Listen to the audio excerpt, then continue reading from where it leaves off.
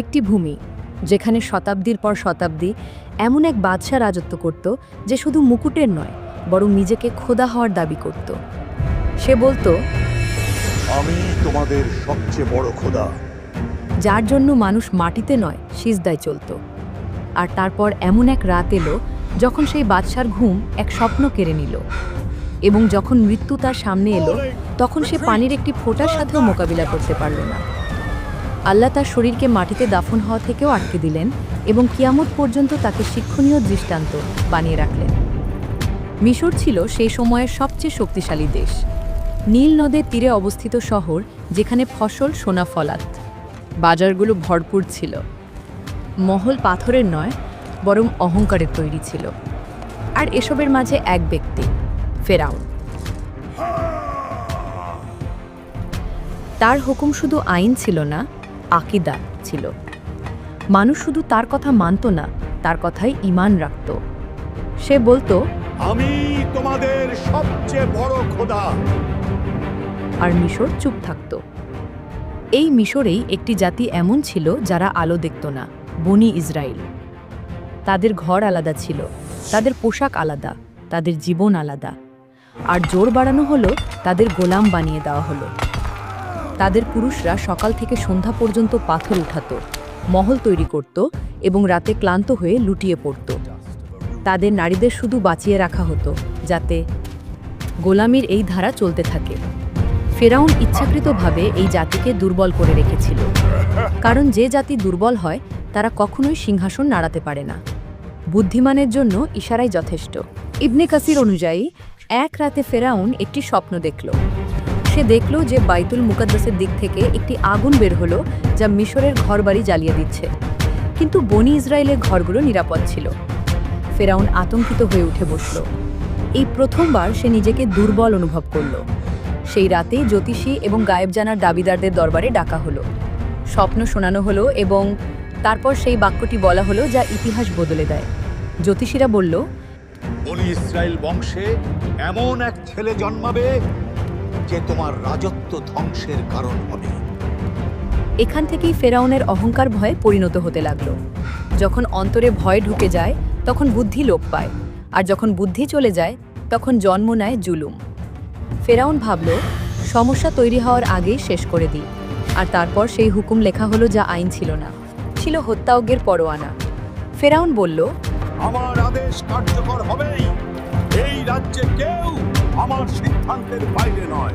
শহরে তলোয়ার চলল, মায়েদের কোল খালি হলো, হাজার হাজার মাসুম প্রাণ গেল। জুলুমের সময়ে মুসা আলাইহিস সালাম জন্মগ্রহণ করলেন। তার মা প্রতিটা মুহূর্ত ভয়ে থাকতেন।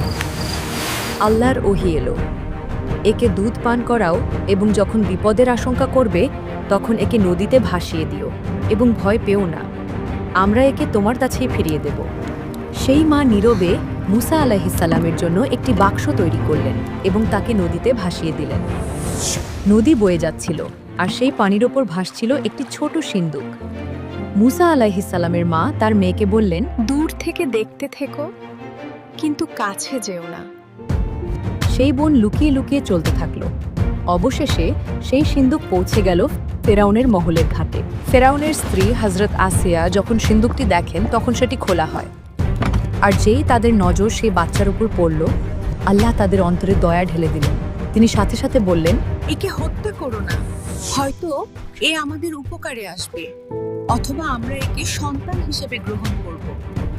শিশুটিকে দেখল, সেই জাতির শিশু যার বংশকে সে ধ্বংস করছিল, কিন্তু অহংকার বলে উঠল, এই বাচ্চা আর কি ক্ষতি করতে পারবে? আর এখান থেকেই ফেরাউনের পতনের সময় শুরু হয়ে গেল। মুসা আলাইহিস সালাম অন্য কোনো নারীর দুধ পান করছিলেন না। পুরো মহল চিন্তিত হয়ে পড়ল। আর তখন সেই বোন এগিয়ে এলো এবং বলল, আমি কি আপনাদের এমন এক নারীর খোঁজ দেব যে এই বাচ্চার ভালো যত্ন নিতে পারবে? এভাবেই যেই মা নিজের সন্তানকে নদীতে ভাসিয়েছিলেন, আল্লাহ তাকে মহলের সম্মানের সাথে আবার ফিরিয়ে দিলেন। সময় গড়িয়ে গেল এবং মুসা আলাইহিস সালাম যুবক হলেন। আল্লাহ বলেন, আর যখন তিনি তার পূর্ণ শক্তি এবং জ্ঞানে পৌঁছালেন, আমরা তাকে প্রজ্ঞা ও জ্ঞান দান করলাম।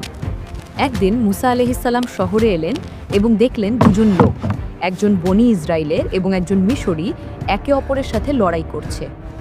বনি ইসরায়েলের লোকটি চিৎকার করে বলল, আমাকে সাহায্য করো। সেই আওয়াজ সরাসরি মুসা আলাইহিসসালামের হৃদয়ে লাগলো। মুসা আলাইহিসসালাম এগিয়ে গেলেন। তিনি একটি ঘুষি মারলেন, মিশরী মাটিতে পড়ে গেল এবং আর উঠল না। মুসা আলাইহিসসালাম বুঝতে পারলেন এটি হত্যা হয়ে গেছে এবং আল্লাহর কাছে ক্ষমা চাইলেন। আল্লাহ বলেন, অতঃপর আমরা তাকে ক্ষমা করে দিলাম। কিন্তু মিশর ক্ষমা করল না। শহরে আগুন জ্বলে উঠল, দরবারে শোরগোল পড়ে গেল, ফেরাউনের চেহারা লাল হয়ে গেল। হুকুম বের হলো, মুসাকে হত্যা করে ফেলো। অন্য প্রান্ত থেকে এক ব্যক্তি দৌড়ে এলো এবং বলল, সর্দাররা তোমাকে হত্যার পরামর্শ করছে, এখান থেকে বেরিয়ে যাও। মুসা আলাইহিসসালাম আর পেছনে তাকালেন না, না সম্পদ না আসবাবপত্র, শুধু বিশ্বাস নিয়ে। আল্লাহ বলেন, সে ভয় এবং আশার মাঝখানে শহর থেকে বেরিয়ে গেল। মরুভূমি, গরম, ক্ষুধা, পিপাসা এবং মুসা আলাইহিসসালামের শুধু একটি দোয়া, হে আমার রব, আমাকে জালেমদের হাত থেকে রক্ষা করো এবং নিজের আশ্রয়ের ছায়ায় নিয়ে নাও। মুসা আলাইহিসসালাম মাদিয়ান পৌঁছালেন। শহরের বাইরে একটি কুয়া, যেখানে পুরুষরা পশুদের পানি পান করাচ্ছিল এবং দূরে দুটি মেয়ে চুপচাপ দাঁড়িয়েছিল। মুসা আলাইহিসসালাম জিজ্ঞেস করলেন, আপনারা দুজন কুয়া থেকে পানি নিচ্ছেন না কেন? তারা বলল, আমরা অপেক্ষা করি যতক্ষণ না পুরুষরা চলে যায়, আর আমাদের বাবা অনেক বৃদ্ধ। মুসা আলাইহিসসালাম এগিয়ে গেলেন একা এবং তাদের পশুদের পানি পান করিয়ে দিলেন এবং সেখান থেকে চলে গেলেন। তারপর একটি গাছের ছায়ায় বসে বললেন, হে আমার রব, তুমি আমার প্রতি যে অনুগ্রহই নাজিল করবে, আমি তার ভিখারি। কিছুক্ষণ পর একটি মেয়ে তার কাছে এলো এবং বলল, আমার বাবা আপনাকে ডাকছেন যাতে আপনার কৃতজ্ঞতা আদায় করতে পারেন। সেই বৃদ্ধ ছিলেন হযরত শোয়াইব আলাইহিসসালাম। অধিকাংশ মুফাসসিরের মতে মুসা আলাইহিসসালাম নিজের পুরো ঘটনা শোনালেন। শোয়াইব আলাইহিসসালাম বললেন, ভয় পেও না, এখন তুমি জালেমদের থেকে নিরাপদ। শোয়াইব আলাইহিসসালামের মেয়ে বলল, আব্বা, একে কাজে রেখে দিন। ইনি শক্তিশালীও এবং বিশ্বস্ত। শোয়াইব আলাইহিসসালাম আমি বললেন, আমার এই মেয়েকে তোমার সাথে বিয়ে দিতে চাই। শর্ত হলো 8 বছর আমাদের খেদমত করবে, আর যদি 10 বছর পূর্ণ করো তবে সেটা তোমার ইচ্ছা। মুসা আলাইহিসসালাম কবুল করলেন। এই 10 বছর কোনো সাধারণ বছর ছিল না। ছাগল চড়ানো, একাকিত্ব, ধৈর্য, রহমত। মিশরের রাজপুত্র এখন রাখাল ছিল, আর আল্লাহ এখান থেকেই নবী তৈরি করেন। যখন মেয়াদ পূর্ণ হলো, মুসা আলাইহিসসালাম নিজের স্ত্রীর সাথে মিশরের দিকে রওনা হলেন। রাতের বেলা, শীত, মরুভূমি। আর তখন মুসা আলাইহিসসালাম দূরে পাহাড়ে একটি আলো দেখলেন এবং নিজের স্ত্রীকে বললেন, তোমরা এখানেই থাকো, আমি আগুন নিয়ে আসছি, অথবা কোনো রাস্তা জিজ্ঞেস করে আসছি। কিন্তু ওটা আগুন ছিল না। যখন মুসা আলাইহিসসালাম কাছে গেলেন, আওয়াজ এলো, হে মুসা। মুসা আলাইহিসসালামের শরীর কেঁপে উঠল। আমি তোমার রব, তোমার জুতো খুলে ফেলো। তুমি পবিত্র উপত্যকা তুয়াতে আছো, আমি তোমাকে নির্বাচিত করেছি। আল্লাহ নির্দেশ দিলেন, ফেরাউনের কাছে যাও, সে বিদ্রোহী হয়ে গেছে। তোমার লাঠি একটি নিদর্শন এবং আমরা এতে বিশেষ ক্ষমতা রেখেছি। মুসা আলাইহিসসালাম বললেন, হে রব, আমার জিহ্বায় জড়তা আছে। আমার ভাই হারুন আলাইহিস সালামকে আমার সাহায্যকারী বানিয়ে দাও। আল্লাহ বললেন, তোমার দোয়া কবুল করা হলো। আর তারপর মুসা আলাইহিসসালাম নিজের ভাই হারুন আলাইহিসসালামের সাথে ফেরাউনের মহলে গেলেন। ফেরাউন সেই মুহূর্তে তার অহংকারী হাসির সাথে বলে, তোমার রব কে? আমার রব তিনি, যিনি জীবন ও মৃত্যু দেন। ফেরাউন রাগে বলল, তুমি আমাদের সাথে খেলছো? আমাকে প্রমাণ দাও।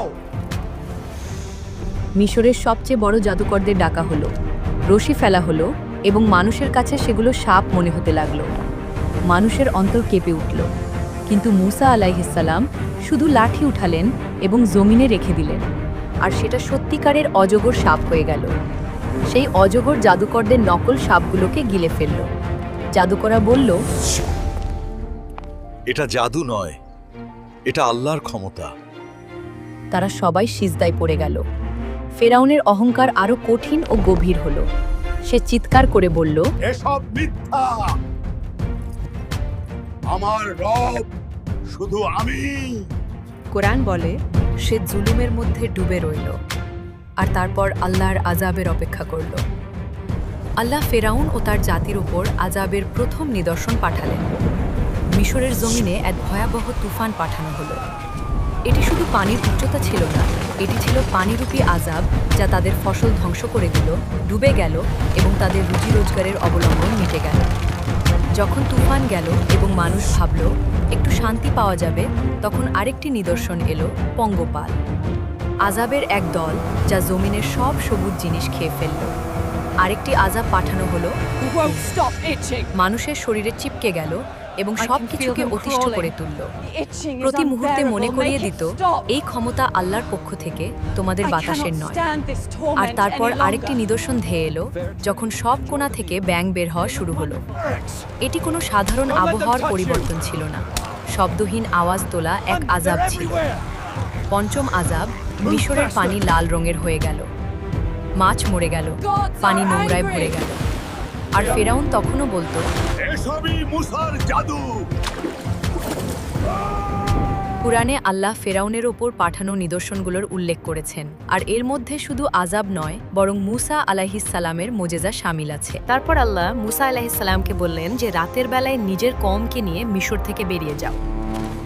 কওম নীরবে তাদের ঘর, তাদের জীবন এবং অহংকার থেকে বেরিয়ে পথ ধরল।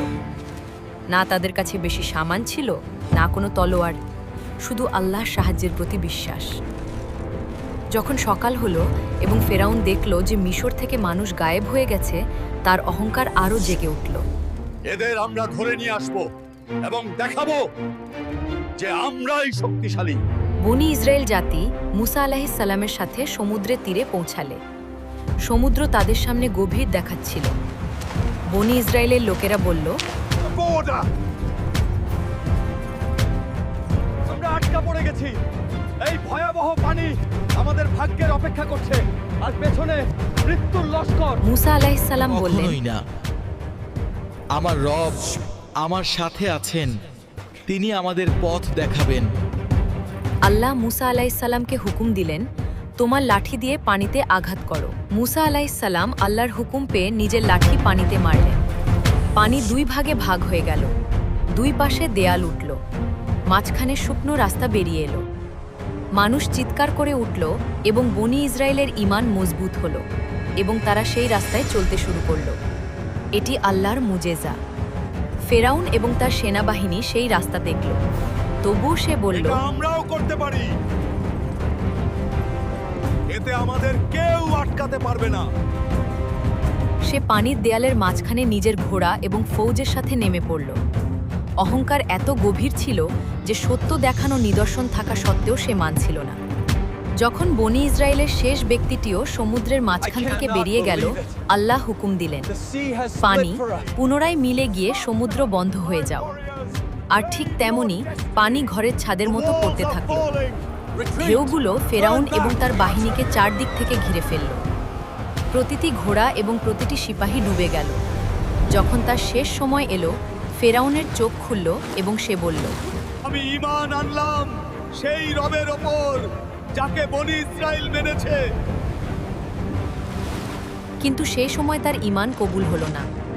আল্লাহ বললেন, আজ আমরা তোর শরীরকে বাঁচিয়ে রাখব, যাতে তা সবার জন্য দৃষ্টান্ত হয়ে থাকে। যদি আপনারা এই ঘটনাটি বুঝতে পারেন, তবে ভিডিওটি বেশি বেশি লাইক করুন, সাবস্ক্রাইব করুন এবং কমেন্টে আল্লাহু আকবার লিখতে ভুলবেন না।